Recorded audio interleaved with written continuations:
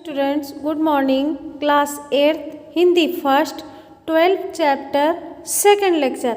बेटा आपने first lecture में भारत की संस्कृति के बारे में पढ़ा। अब चलिए चैप्टर शुरू करते हैं आगे कि भेदों के अस्तित्व से इनकार करना क्या होगी, मूर्खता होगी, और उनकी उपेक्षा करना अपने आप को धोखा देना होगा। हमारे समाज में बेटा भेद भी है और अभेद भी है। व्यक्ति एक दूसरे को समझ नहीं पाता है।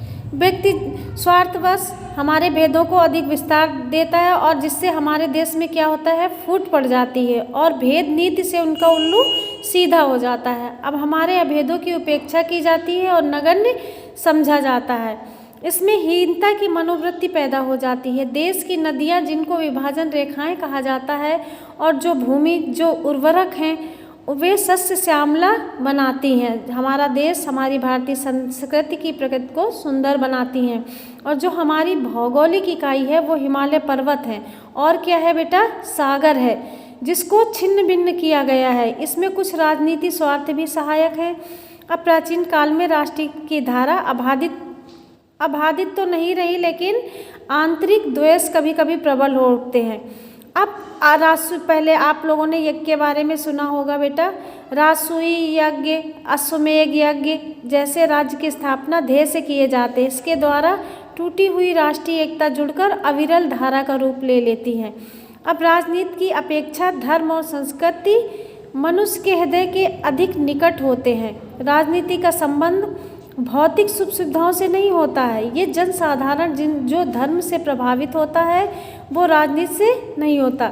हमारे भारतीय धर्मों में भेद होते हुए भी एक सांस्कृतिक एकता है जो अविरोध की परिचायक है, और वहीं त्याग और तप मार्ग की संयममयी भावना हिंदू बौद्ध जैन धर्म सभी विद्यमान है। सब आपस में भाईचारे की भावना से रहते हैं।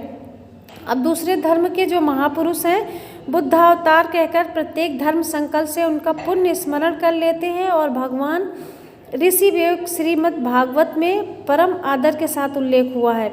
अब जैन धर्म में ग्रंथों में भगवान राम और कृष्ण को तीर्थकर नहीं बल्कि उसमें एक श्रेणी नीचे स्थान मिला है। ठीक है।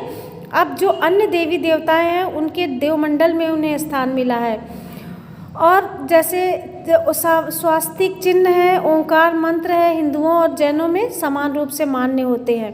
अब कमल और हाथी, पीपल का वृक्ष बौद्धों और हिंदुओं में समान रूप से पूजनीय माना जाता है।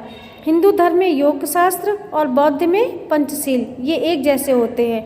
और पारसियों और हिंदुओं में अग्नि की पूजा समान रूप से की जाती है। और ज्योतिषक ग्रंथों में वैदिक ऋचाओं के भाषागत समानता होती है। पारसी लोग गोमांस नहीं खाते हैं। सिख गुरुओं में हिंदू धर्म की रक्षा के योग नहीं दिया जाता है, वरन इसके लिए कष्ट और अत्याचार भी सहे। गुरु नानक और गोविंद सिंह ने हिंदी कविता में भी सहयोग किया और उन्होंने उनके धर्मों में राम नाम की महिमा गाई है। गुरु गोविंद सिंह ने दुर्गा देवी का भी स्तवन किया है और गुरु ग्रंथ साहब में कबीरादि महात्माओं की वाणी आदर के साथ ली जाती है। अब बेटा ये आपका लेक्चर फिनिश हुआ। अगला लेक्चर आप कल पढ़िएगा। आप लोग अपना होमवर्क नोट कीजिए बेटा। प्रस्तुत लेख किस लेखक द्वारा रचित है? शिवभक्त रामेश्वर महादेव का अभिषेक कैसे करते हैं? हिंदू जैन और बौद्ध धर्म में क्या क्या समानताएं हैं? भारतीयों की एकता का मूल स्रोत क्या है? ये आप चैप्टर रीडिंग लगाएंगे और ये आपको रफ कॉपी पे सॉल्व करना और लर्न करना है। अगला लेक्चर कल पढ़िएगा। Thank you class.